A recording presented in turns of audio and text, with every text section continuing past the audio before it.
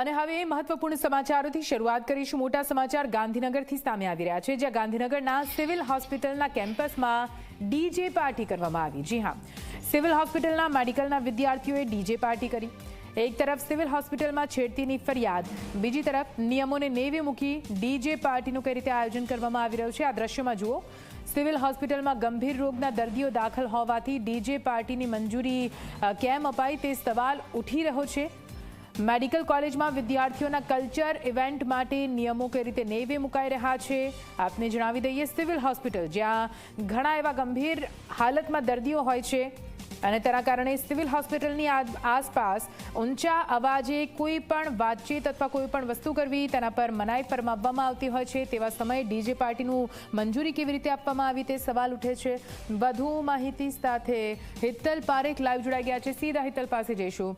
હિતલ, આ તો civil hospital તંત્ર પ્રશાસનની ઘોર બેદરકારી કહેવાય, કેમ કે એક તરફ છેડતીની ફરિયાદ થાય છે, એક તરફ એ જ હોસ્પિટલમાં ગંભીર હાલતમાં કેટલાક દર્દીઓ હોય ને ત્યાં આગળ જ ડીજે પાર્ટી કરવામાં આવે છે।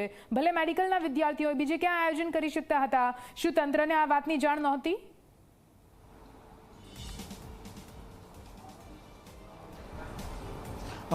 જી નિધિ, ચોક્કસ એવું કહી શકાય કે ઘોર બેદરકારી કહી શકાય। એક તરફ વિવાદોમાં છેડતીના મુદ્દા પર ગાંધીનગર સિવિલ હોસ્પિટલ છે અને તેના જ કારણે સુપ્રિન્ટેન્ડન્ટનો ચાર્જ પણ લઈ લેવામાં આવ્યો છે નિયતિ લાખાણી પાસે।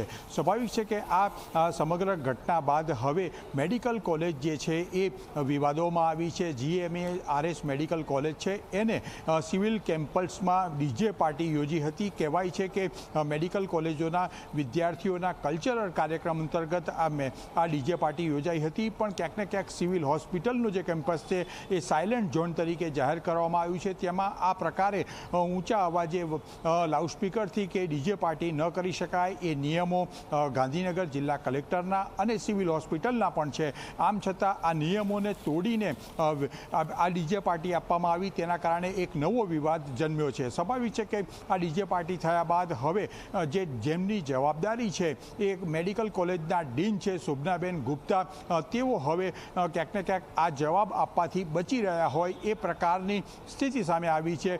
અત્યારે આપણે ડીનની ઓફિસની બહાર જ ઊભા છે અને ડીનની ઓફિસની બહાર ઊભા છતાં ક્યાંક ને ક્યાંક મીડિયાથી બચી શકાય એટલા માટે ડીન હજુ કોલેજમાં પહોંચ્યા જ નથી।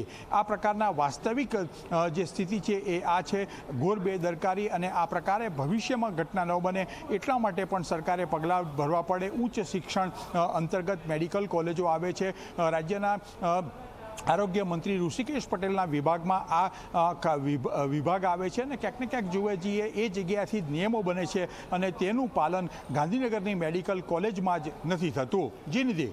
બિલકુલથી પૂરી માહિતી માટે આભાર હિતલ। તો ડોક્ટરોની ડીજે પાર્ટી હાલ તો વિવાદમાં આવી છે। સિવિલ હોસ્પિટલમાં મેડિકલના વિદ્યાર્થીઓની ડીજે પાર્ટી, તેને લઈને એક્શન તો લઈ લેવામાં આવ્યા છે, પણ સૌથી મોટો સવાલ એ જ થાય કે જ્યારે આ ડીજે પાર્ટીને મંજૂરી આપવામાં આવી, શું ત્યારે એ વાતનું ભાન સિવિલ હોસ્પિટલના તંત્રને ન થયું?